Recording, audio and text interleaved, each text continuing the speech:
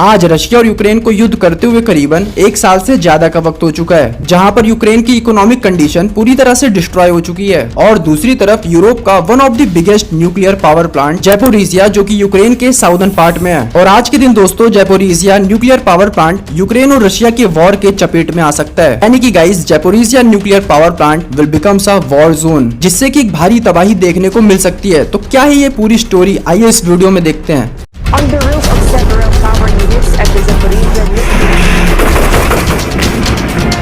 Volodymyr Zelensky has accused the Russian troops of report बता रही है कि यूक्रेन का जो हाल हुआ है वो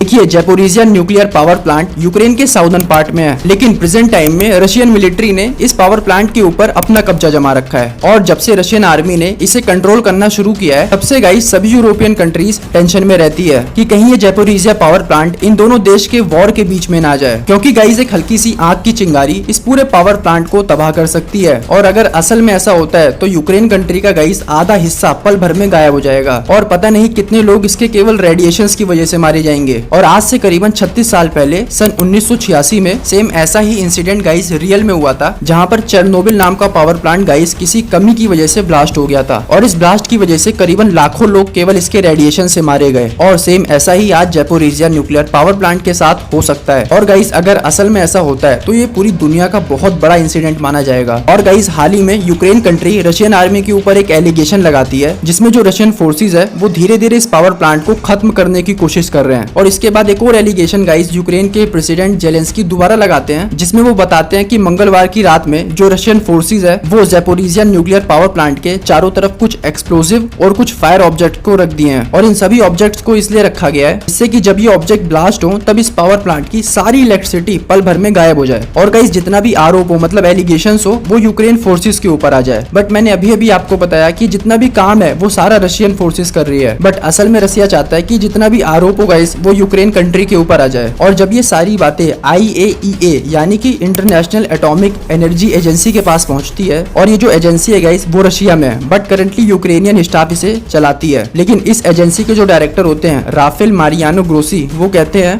कि हमें एक्सप्लोजिव और फायर जैसे ऑब्जेक्ट उस प्लांट के आसपास गाइस नहीं दिखे हैं। तो गाइस इस पूरी रिपोर्ट से मेरे कहने का मतलब ये है कि जो जैपोरिजिया न्यूक्लियर पावर प्लांट है, जो असल में पूरे यूरोप का सबसे बड़ा गाइस न्यूक्लियर पावर प्लांट है, और अगर गाइस इसमें कुछ होता है तो एक बहुत बड़ा इंसिडेंट माना जाएगा इस पूरे यूरोप की कंट्री का, और वो उस समय का बहुत डेंजर सीन होगा। So guys in the end में यही कहूंगा कि इतना बड़ा पावर प्लांट अगर ब्लास्ट होता है किसी भी तरीके से, तो इसमें दोनों ही कंट्रीज का नुकसान है। अब वो चाहे यूक्रेन हो गया या फिर रशिया हो गया, बट इसका जो इम्पैक्ट होगा वो अलग अलग देशों में भी देखने को आपको मिल जाएगा।